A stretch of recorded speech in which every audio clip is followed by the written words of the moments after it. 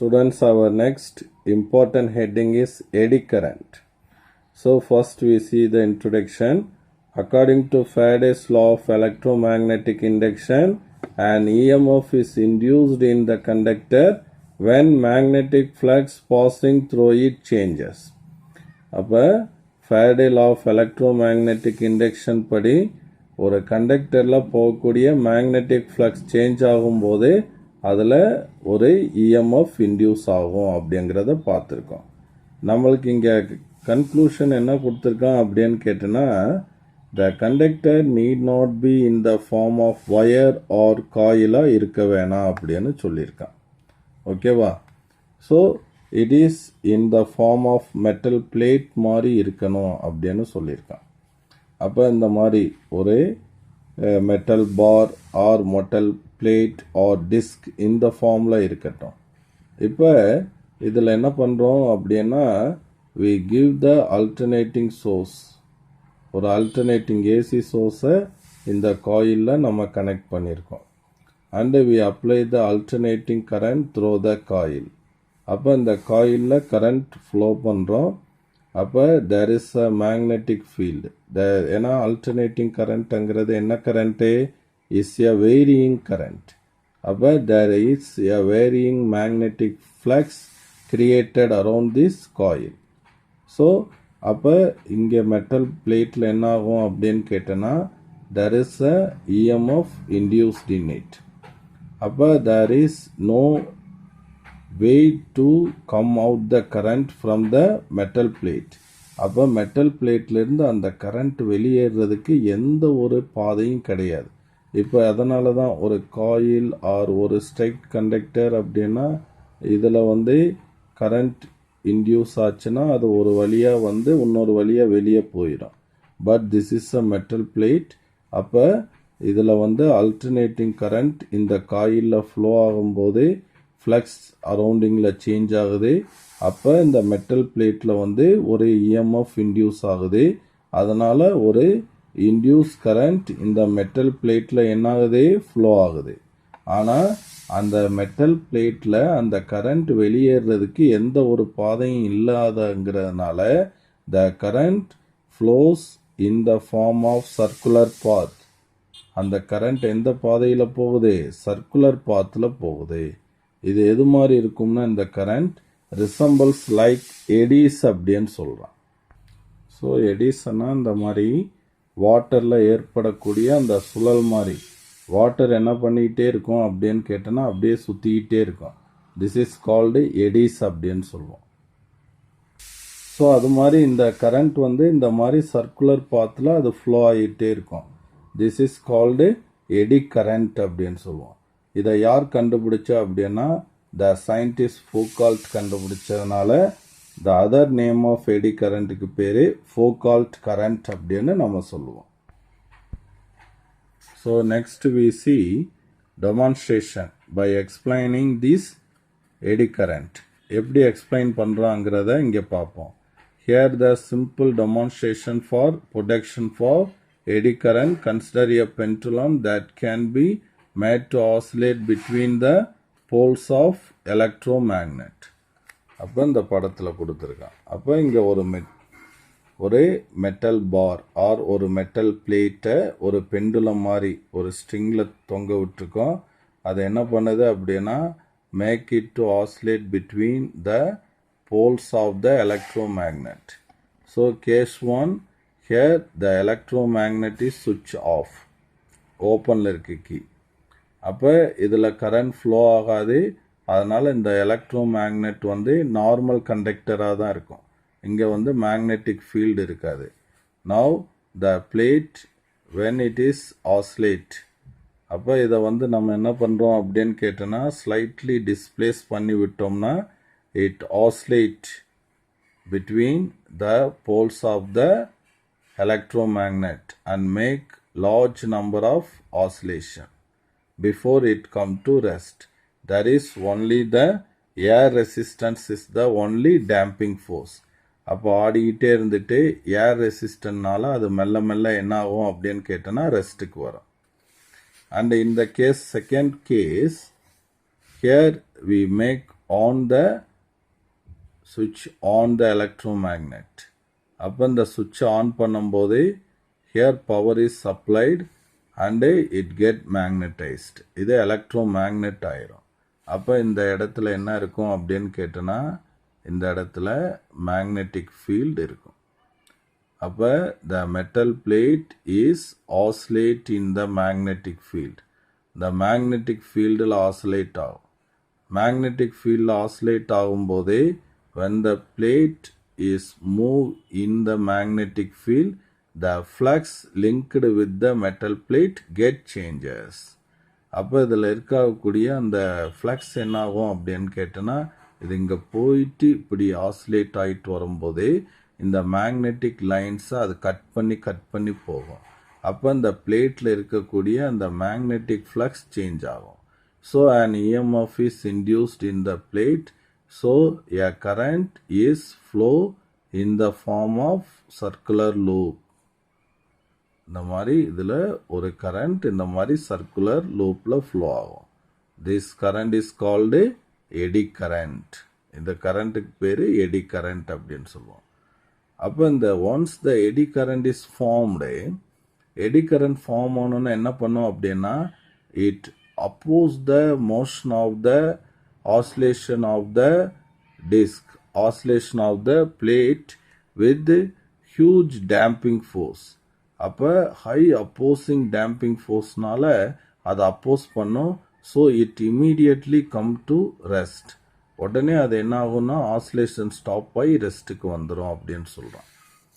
So in third case என்ன பண்ணுறோம் அப்படின்னு கேட்டோன்னா if some slots are removed in the disk. அப்போ இந்த டிஸ்கில் நம்ம என்ன பண்ணுறோம் அப்படின்னா அங்கங்கே சிலதை கட் பண்ணி எடுத்துக்கிறோம்.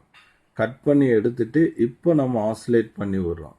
அப்போ it makes large number of oscillation.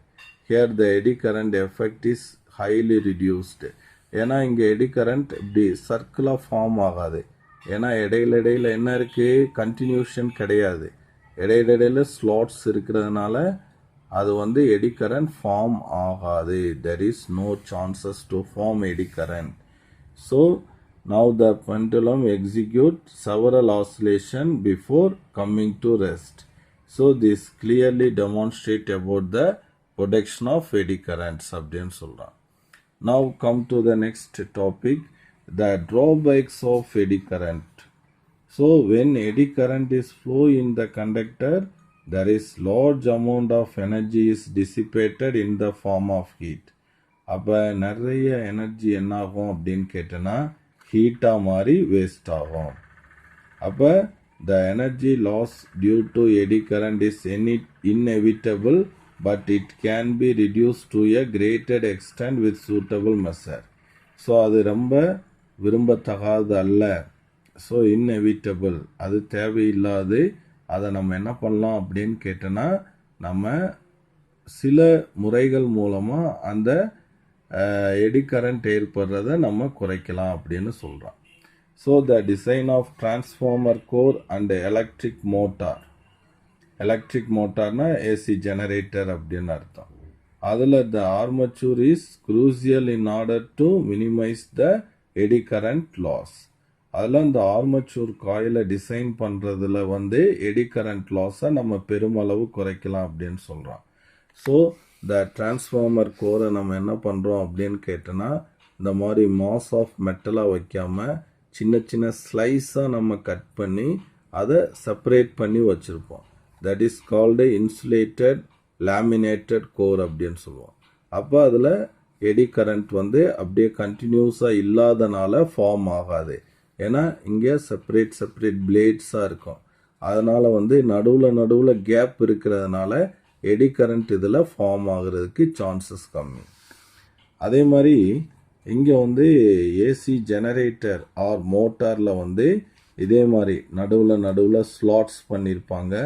அதே மாதிரி இன்சுலேட்டட் வைண்டிங்ஸ் கண்டினியூவாக இருக்காது. செப்பரேட் வைண்டிங்ஸாக வச்சிருக்கிறதுனால இங்கே வந்து என்ன பண்ணலாம் அப்படின்னு கேட்டோன்னா த எடி கரண்ட் ஃபார்மேஷனை தடுக்கலாம். அதனால் எனர்ஜி லாஸ் ஏற்படுறதை நம்ம தடுக்கலாம் அப்படிங்கிறத இங்கே சொல்லியிருக்கான்.